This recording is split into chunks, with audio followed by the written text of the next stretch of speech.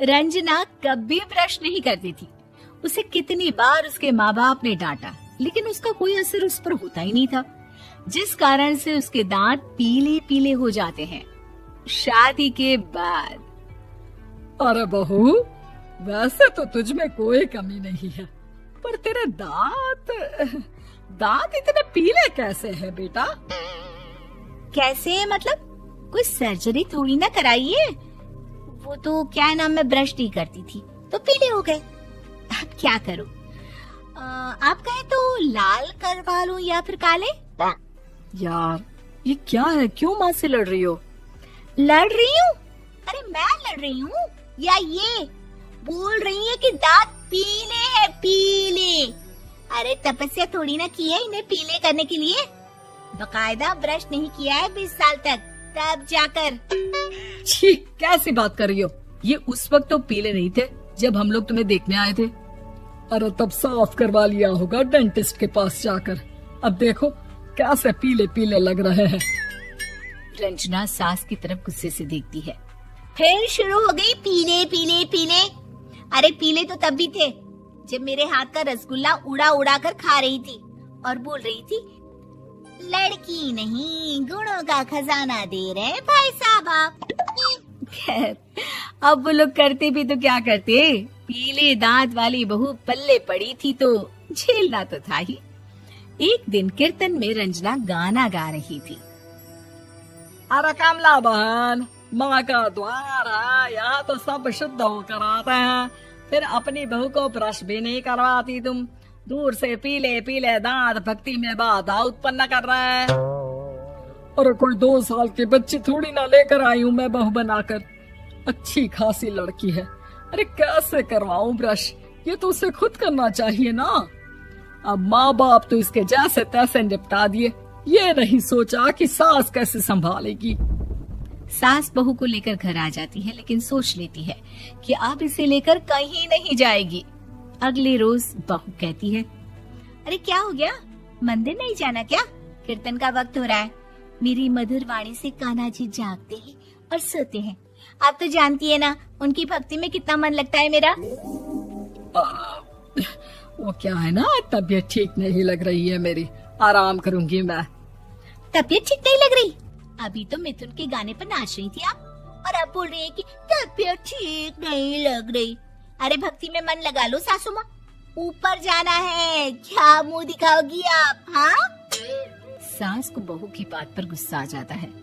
मैं क्या मुंह दिखाऊंगी, इसकी चिंता तो ना कर, समझी? अपने मुंह की चिंता कर, जो ये पीले पीले दांत लेकर हर जगह पहुंच जाती है। पता है लोग कितना मजाक बनाते हैं। ना जी ना, मैं नहीं जाना कहीं तेरे साथ। तो ये बात है, कोई ना, मत जाओ, मैं अपने कमरे में ही बैठकर भक्ति कर लूंगी। ऊपर वाला दांत थोड़ी ना देखता है, मन देखता है, भावना देखता है। और अरे बस बस, तू सब कुछ दिखा, बस ये सफेद चमकदार दांत ना दिखाना किसी को, है? जा यहाँ से।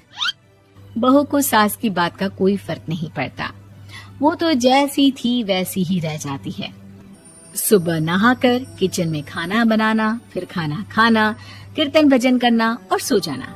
एक दिन, माँ जी मैं सहेली के घर जा रही हूँ, शाम को लेट आऊंगी। हाँ हाँ तो जाना, मैंने कौन सा तेरी आरती करनी है घर पर बैठकर। रंजना सहेली के घर जाती है, जहाँ वो पार्टी में जाने की तैयारी कर रही होती है।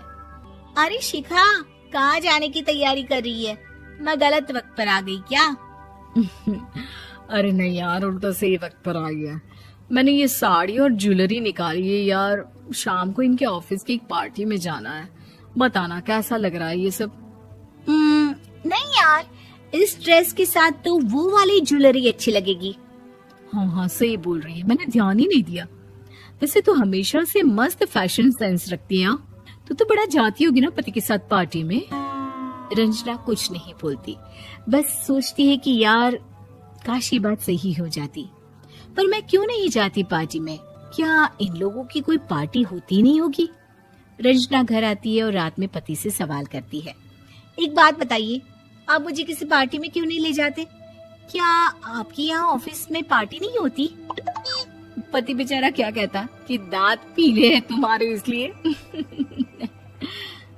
अरे कोई पार्टी होती नहीं हम लोगों के ऑफिस में, तो कहाँ से लेकर जाऊं? और मार्केट, मॉल, कहीं वीकेंड घूमना, कहीं तो। अरे यार, सारे हफ्ते में एक छुट्टी मिलती है, तो सोचता हूँ कि आराम ही कर लूं। क्यों? रंजना मन मार के रह जाती है। पहले कभी सास के साथ मंदिर जाया करती थी, लेकिन वो भी सास ने ले जाना बंद कर दिया। घर बैठी बैठी रंजना बोर हो जाती है। तभी उसे आइडिया आता है और वो मायके जाने का सोचती है। सासू माँ, 2 दिनों के लिए मम्मी के घर जा रही हूँ। अच्छा ठीक है, आराम से जा। और हाँ, माँ से कुछ अच्छी आदत सीख कर आना कि कैसे शरीर के हर भाग की तरह दांतों की सफाई भी जरूरी होती है, समझी? शुरू हो गई ना आप। वो लोग आपकी तरह नहीं है कि छोटी छोटी बात का बतंगड़ बना दे। उन लोगों के लिए मैं मायने रखती हूँ, ना कि मेरे पीले पीले दांत। रंजना माँ को बिना बताए उन लोगों को सरप्राइज देती है, लेकिन जैसे ही वो दरवाजे पर पहुंचती है, अंदर देखती है कि घर वाले कहीं जा रहे होते हैं। अब माँ, काश रंजना दीदी के दांतों वाली प्रॉब्लम नहीं होती, तो वो भी हम लोगों के साथ चलती ना बुआ जी की बेटी की शादी में। हाँ बेटा, लेकिन अब उसे कौन समझाए कि उसको उसके पीले दांत नहीं दिखते, लेकिन उसके आसपास के लोगों को कितना एम्बैरेसिंग फील कराते हैं। मुझे तो कितनी बार उसके स्कूल की टीचर ने शिकायत की कि उसके साथ कोई लड़की बैठना भी नहीं चाहती, और ना ही कॉलेज में कोई उससे बात करना चाहता था। लेकिन पता नहीं क्यों उसे ये बात समझ में ही नहीं आती। कोई कमी नहीं है उस लड़की में, बस यही कि दांत पीले हैं। वो तो भला हो जीजा जी और उनकी माँ का, जो दीदी को जैसी है वैसे ही रखा हुआ है। रंजना को अपने घर वालों की बात सुनकर बहुत दुख होता है। वो सोचती है कि वो क्या करे, लेकिन फिर वो सीधा डेंटिस्ट के पास जाती है, अपने दांत चमकाती है और कसम खाती है कि वो रोज ब्रश करेगी। अरे क्या हो गया? तुम तो 2 दिनों के लिए गई थी ना, पर कोई ना, अच्छा है, चलो आ गई तो। रंजना सास के सामने आकर खड़ी हो जाती है और पूरी स्माइल करती है, उसके चमकदार दांतों को दिखाती हुई। है? चले मंदिर। माँ, मुझे माफ कर दीजिए, मैंने आप लोगों को बहुत एम्बैरेसिंग फील करवाया। मैं आज से रोज ब्रश करूंगी।